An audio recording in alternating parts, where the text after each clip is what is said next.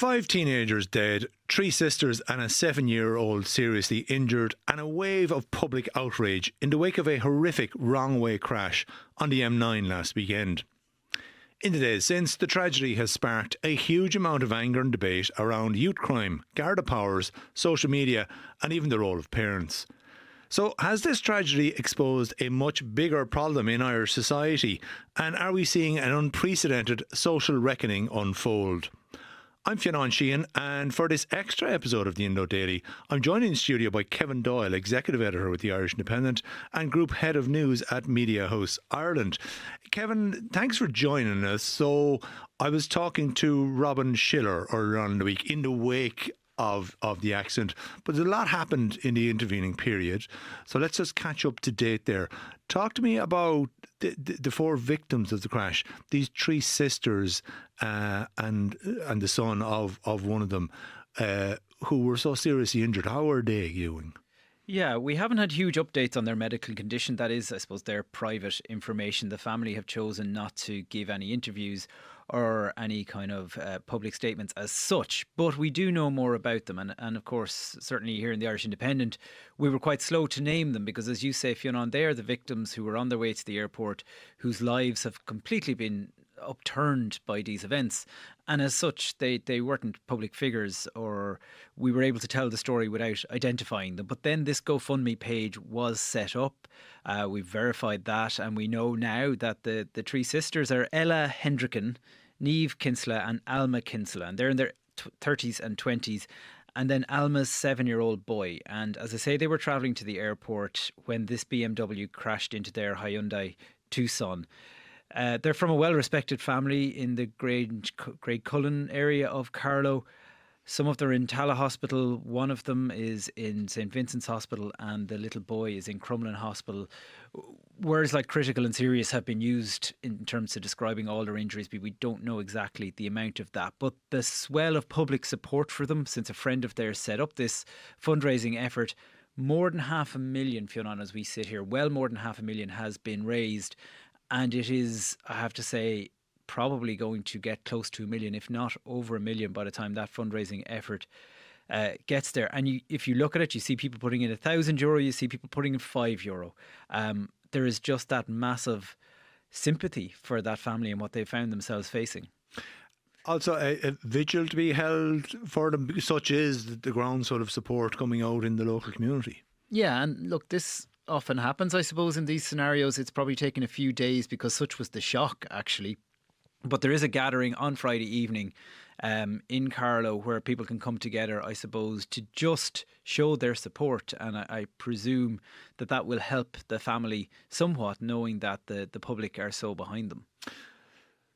Okay, so it's fingers crossed there that those 4 people will make a recovery, but obviously the condition is very serious and critical. So we don't know. It could be it could be life transforming injuries there. But you know, thoughts and prayers of lots of people is with them, and we await updates from the Gardaí over time in that regard. We've learned a bit more about the 5 teenagers who were in the car driving the wrong way down the motorway. In particular, specific details about individual members of that group. There's one person being described as a suspected leader. What do we know about him? Yeah, this is a 17-year-old guy. He's Kamal Petkowski, who is from Limerick. And what has emerged through the reporting of Robin Schiller and Ken Foy in the Irish Independent is that he was very well known to Gardaí, and that Gardaí consider him the leader of the pack, if you like. Now, as I say, he was based in Limerick, but he had appeared in court in relation to separate charges, kind of in the similar space, multiple charges for being a passenger in a stolen vehicle and other matters like that. And he was actually out on bail when the M9 crash happened. And strikingly, one of the bail conditions was that he was not to leave Limerick. So that adds another layer, I think, to the debate that has been taking place over the last few days about the juvenile court system, how teenagers like this who end up in a lot of trouble a lot of the time are dealt with. And for example, one of the things that Gardaí were looking at This particular individual was his arrest in relation to being part of a gang that stole a car in County Monaghan. And after that theft, the gang travelled to a rural location and they stole a wallet. And this is kind of symptomatic of what was going on here, these type of things. So he was particularly well known to Gardaí. Another one of the guys in the car, 18-year-old Jeremy O'Brien, he's from Carlow. And he was described as a person of interest in relation to a road rage incident in Thurles just last month. So we're now talking about Gardaí in Kilkenny looking for one. We're talking about an incident in Monaghan. We're talking about Tipperary. This happened in Carlow. So you can see these guys are moving about. Limerick, yeah. This started out in Carlow, then ended in Kildare. So this is kind of they're popping up on the radar for a lot of Gardaí. Yeah, it's not a static thing that they're in one area or one town, as you might often associate with gang activity like this. But Jeremy O'Brien, this incident in Tipperary seems to have been particularly vicious. It was a dispute involving members of the travelling community. There was a face-off. 3 men jumped out of a vehicle and then a man was assaulted with a slash hook. Now, the victim is said to have received really bad stab wounds to the legs. There hadn't been arrests in that case, but we know now that Jeremy O'Brien was a person of interest in terms of the way Gardaí were approaching that. Okay. And he was believed to be the driver in this. That's the general belief of what was happening in the car now, is that Jeremy O'Brien was the driver. Insofar as Gardaí can piece it together, they believe he was the driver at the time of the crash. We don't know who was driving earlier in the evening. We don't know a lot of the details, I suppose, and nobody in that car has survived that will ever be able to tell us exactly what happened in the hour or two leading up to the crash. From your perspective, you can gauge levels of interest in a story amongst the public. What has been your assessment this week? I haven't seen a story like this in quite a while, Fionnán. And I suppose I say that coming from a few angles. I sit in the Irish Independent newsroom. I can see the analytics. In the digital era, we can see what people are reading, how long they're reading for it, and what kind of engagement. This has been, not to reduce it to numbers, but off the charts. But aside from that... And you're in a quiet period in August. It's August. It should be a down period. And people are not as engaged with the news in August anyway, because there's holidays and there's kids off school and all the rest of it. So it should actually be a very quiet period. But it's not just that. You can see it yourself, and I'm sure it's the same for you if you're not talking to people. You go to the pub, you're at the bus stop, you're talking to family, to friends. It is just a topic of conversation everywhere among all demographics, among all age groups. This story has captured people. They want to know more. They want to try and understand the mentality that brings people down the wrong way on a motorway at that high speed. And, as we talked about already, that huge sympathy for the family that got caught up in this. And I suppose one of the reasons perhaps that I think it has captured people, when this story was breaking on Sunday night, my wife was sitting on the couch beside me and she said, "What do I do if I was going down the M50 and someone like this was coming at me?" And I'm like, that's it. That's why people are so interested in this, because burglaries happen and bad things happen and crimes happen. And we can go home and we can lock our door of the house and you feel a level of safety within your own house. You know burglaries happen, but you've locked your door, you've set your alarm, whatever. This is different. You're driving down the car on a motorway. You're very exposed. Most people have done that at 2 or 3 in the morning at some time when it's really quiet for some reason or other. And I think that's what scares people, is that it was the Kinsella family in this particular scenario, but it could be anybody. And there is nothing you can do to protect yourself from it. You can't lock the door. There is a vast amount of interest in this. Now, you have the advantage. You've got experienced journalists working on this story, so you'll only print what you can verify. There's a lot of other stuff out there on social media that is not as carefully put together, shall we say. There's been a distinct lack of sympathy for the 5 dead teenagers. Is that fair to say?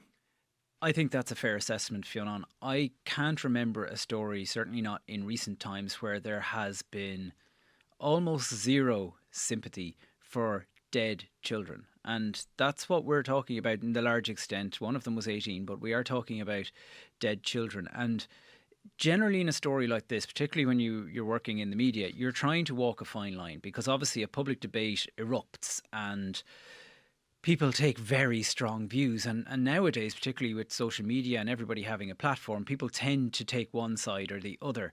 But there hasn't really been a one side or the other in this in public opinion that I can see. Pretty much everyone is on the side of they did wrong. And yes, you can say the system's failed. You can say the court system, the juvenile system, the school system, the parental system, whatever you want. We have all those debates, but that's not really happening here in the same way. There is much more. They made a choice. They went down the motorway at high speed, the wrong way, to get away from guards after committing crimes. They endangered the lives of who knows how many people. And so, yeah, it's unusual. Like, even if you think back to the Dublin riots, when a lot of young people went out and set the city on fire.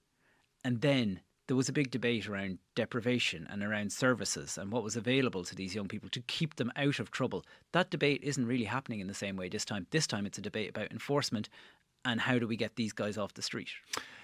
Is the fact that a couple of the teenagers involved here were members of the travelling community playing a role in some of the commentary on social media?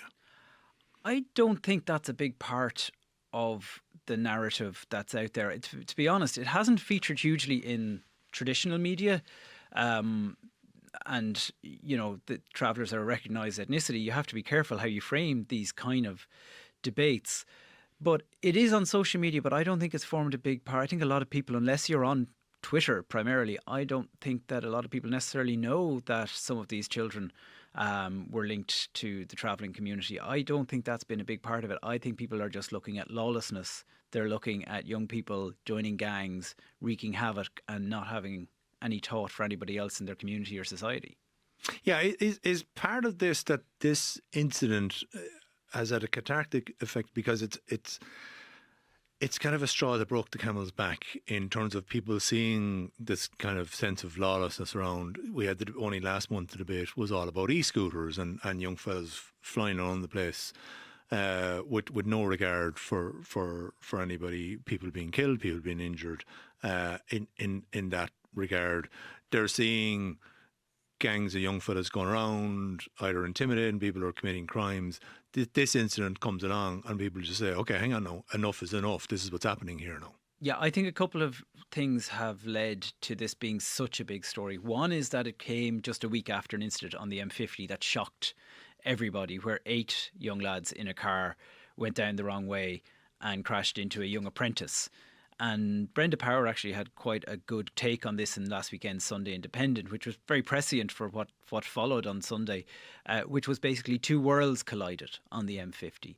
The world of the young apprentice, trying to make his way in the world, trying to earn a living, trying to get a career, which is what we all want for our children and our friends. And then the world of lawlessness that doesn't give a feck for that, that just does what it wants, that just believes that there is an entitlement there to do whatever you want. And I think that is what has landed this kind of mindset around this, that there is a lawless world out there. And yeah, it's hordes of young lads very often. That's become a thing. And also a wider debate, I suppose, societally around parental responsibility, because some of the young lads involved here were underage. They weren't of adult age. And the question being asked, well, where are their parents? How do they not know where they are at 2 or 3 o'clock in the morning? That question has been asked time and time again, and there's no answer for it. And look, when the dust settles on this, Fionnán, there probably will be other questions about all of that. Not just for these 5 youngsters who died, but like the Lucky Dip gang, which is what we're talking about here, which is kind of more of a style of activity than it's not an interconnected gang. It's a, you know, it's more a copycat kind of effect. Yeah, and this idea of going around to houses, to cars, trying to see will one be open or is one not have an alarm? Is it easy to rob? Like I had this in my own house only a couple of months ago. Guys in balaclavas trying to push in my front door it was only barely midnight. And it scares people, and I think it's happening very commonly in our urban areas. So there is that, yeah, where are the parents? Why don't they know? And I think that really annoys people and they don't have the answer to it. And politicians, we'll talk about that, I'm sure, in a second, what the political reaction to all this. But politicians can't really answer to that either. There is this thing of responsibility, and you can say services, you can say TUSLA, you can say the youth workers, diversion programs, yeah. But at the end of the day, I think people are entitled to ask, why didn't you know your 13-year-old was out at 3 a.m. in the morning? Or where did you think they were?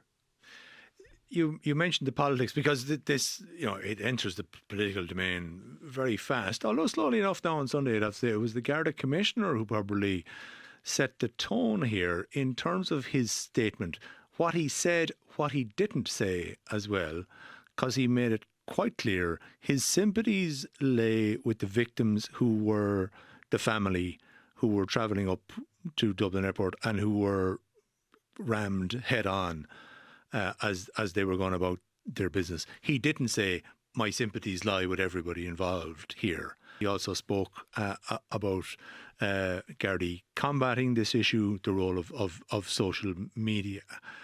So did he set a tone for everybody else as a result of that?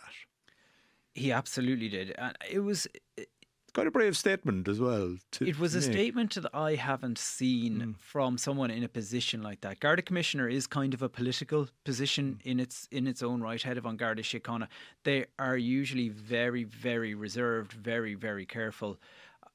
It was what he didn't say in the statement as much as what he did say in it, as you pointed out, Fionnán. It was the fact that he didn't give any excuse or any sympathy for those that died in the crash. And I haven't seen that before. And that meant that Jim O'Callaghan followed the same trend. It meant that Taoiseach in his statement followed the same trend. In fact, I think one of very few to actually do the both sides of this was Mary Lou MacDonald in her statement. She and Sean Kenny, the Minister for Road Safety, did a bit of both sides. But the kind of head honchos all clearly made a decision not to. And I think Justin Kelly's very well worded statement was what allowed them to do. I don't know that the Taoiseach or the Justice Minister would have gone the way they did if they hadn't seen the reaction to the Garda Commissioner statement. Okay, and then the Justice Minister, Jim O'Callaghan. So this is a major incident. We can point out that a number of issues have been there for a considerable period of time. One, a lack of pursuit training for members of An Garda Síochána. Secondly, this issue of the ambiguity around the powers of the Gardaí in a situation like this, whether to pursue or not. Because we know there was engagement with the Gardaí with this car earlier on. It would appear, it'll all come out in the investigation, but it would appear that Gardaí were told not to pursue them, and subsequently, so Gardaí are in a catch-22 scenario there. What's Jim O'Callaghan promising, and is it any different from any promises we've had before? No, in short. Yeah. And like, I wouldn't mind calling this out to some extent, because I thought the political reaction this week has been incredibly weak. Lame. So Jim O'Callaghan had some very strong words, and he came out with, it made the front page of quite a few of the tabloids, you'll end up in jail or you'll end up in the grave. That's a strong political statement. But what follows from that? Gardaí are to get pursuit training. This has been talked about for so long. In fairness to the GRA, you can say sometimes they're moaning about this, that and the other. They have been talking about pursuit training and the need for it for years. The idea that guards can't turn on the blue lights and chase people because so few of them actually have the training to do that is extraordinary. This trend is not new.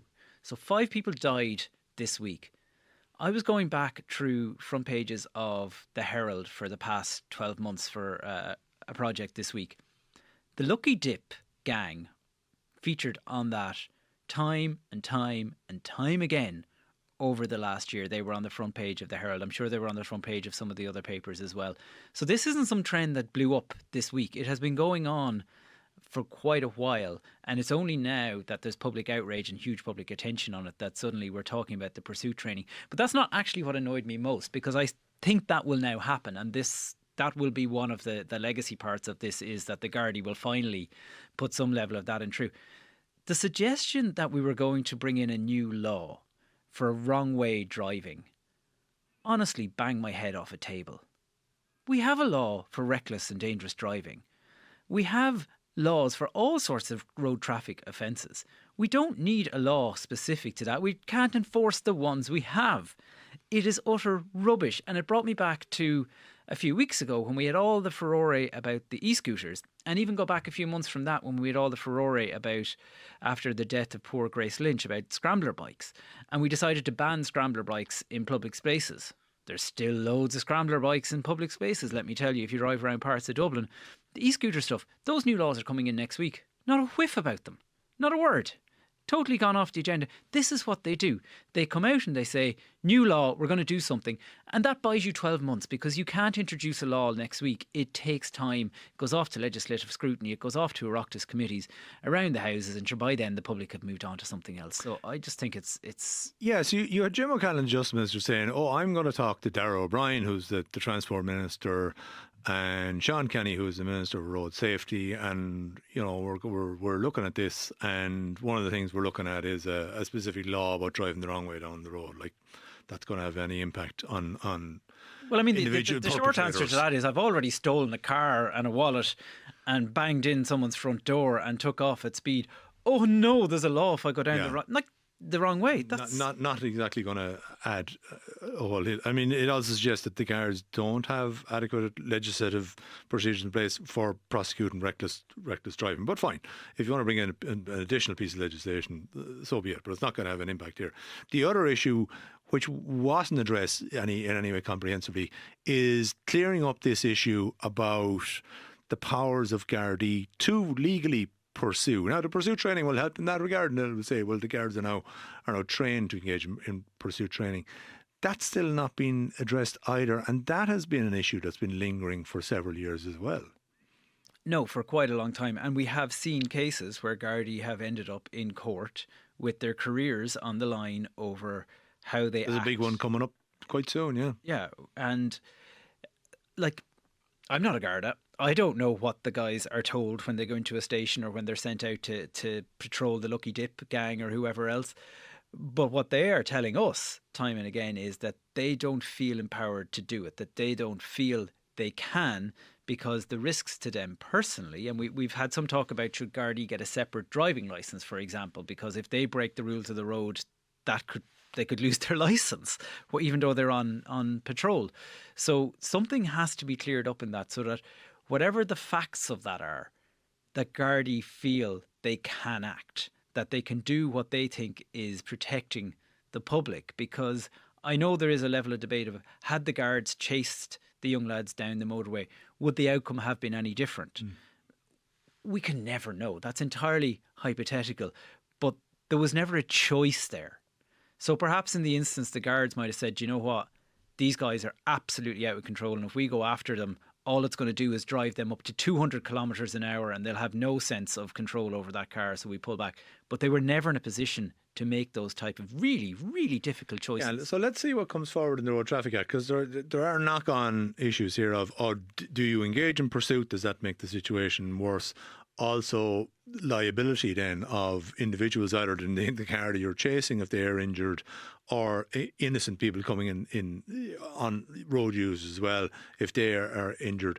And you'd have to say this was an issue that the former Minister for Justice, Helen McEntee, was criticised for not addressing. Jim O'Callaghan himself was quite critical of her record. He's in now 18 months and we're not exactly seeing a whole lot of change in this regard. Another element of the political reaction, Kevin, has been the focus on social media, particularly TikTok, for in effect hosting videos which are showing criminal activity taking place, bragging about it. And that is young fellas shooting videos as they drive cars the wrong way down the road or drive them at high speed. Commission Naman, the media regulator, is seeking an explanation from TikTok. You also have the Oireachtas Media Committee, chaired by Alan Kelly, wanting them to come in and give an explanation here. Where do we think that one is going? Probably nowhere is the short answer, not to be too negative about. We have seen this before. We saw it with the Dublin riots and other things where social media channels are used to flare up, to encourage Amplify and glorify, yeah. And in this scenario, I think everybody in the country has probably seen some of those videos which were on TikTok, Snapchat and elsewhere. And an Oireachtas committee is going to have a hearing and we'll go through that motions, and the commission man wants a report. Like, what some ways surprised me here is how quickly on Monday TikTok were out doing damage limitation around all of this. I know we certainly in the Irish Independent had contact from them suggesting that we should be framing this as a social media problem rather than a TikTok specific problem. Now, So we know TikTok didn't like their name being attached to this broader issue. No, not at all. And question things like, well, what proof do you have that TikTok are to the front and centre of this? Well, the proof was there. Well, most of the videos, if you go on TikTok, you could see the videos. I mean, I shouldn't be coming in under the algorithm that would be sending me those videos, but it wasn't that hard to find them. Yeah. But one of their first reactions was to basically, how do we PR this? How do we manage this? What is a bad reputational day for TikTok? But we've all seen the videos, they're all out there. So they'll go into an Oireachtas committee and they'll try to PR manage it there. So if they say they take down the videos, well, they were there for everyone to see. These people were doing it for likes, as said by the Garda Commissioner, as said by the Minister and others. So we'll go through the motions, but like, what's going to change? We're talking about banning under 16s from social media. Let's see it, lads. Yeah. What are we expecting this weekend then in terms of we've a number of funerals coming up? Yeah, we have, as far as we know, we have the details of 3 funerals at this point, 2 of them on Friday, 1 on Sunday, and obviously there'll be a big policing operation around all of that. We have seen incidents before where we have had criminal funerals where there were displays of celebration, let's call it, of the crimes, of the criminal activity, screwdrivers being brought to the altar and the likes of that. Gardaí won't want that. They won't want any display of cars or any kind of motorbikes or scramblers or anything like that, yeah. Any of that sort of activity, because the public outrage is already, at boiling point on this topic. So Gardaí will be hoping that they can pass off peacefully and quietly, but we'll have to see how it plays out, I guess. Yeah, and notably one of the death notices actually had to be removed from RIP.ie because basically it would appear that abusive messages were being put on the notice. Yeah, so this is very unusual. RIP.ie, as most people will know, has a digital book of condolences that you can go in and write your message. And I've certainly never seen this before, where people were actively going in and saying some pretty horrible negative things about the individual and about the boys. A lot of people were posting messages about the family that are injured in this and putting that in there. And so after a few hours, whoever decided to, whether it was a family or an undertaker or RIP, decided that death notice had to come down for that. That was for the Carty boy. Other ones have gone up for some of the other boys now without a book of condolences. I don't know if that's a first, that you couldn't put a book of condolences on a death notice, but that's what's happened. Okay. We'll monitor that situation over the weekend. My thanks to Kevin Doyle for joining me. I'm Fionnán Sheahan, and today's extra episode of the Indo Daily was produced by Dave Hanratty, recorded by Gavin Hennessy, with sound by Rory Bones. We want to earn your trust and are members of the Trust Project. See our ethics policies at independent.ie/our journalism. And you can support our journalism by becoming a subscriber to the Irish Independent.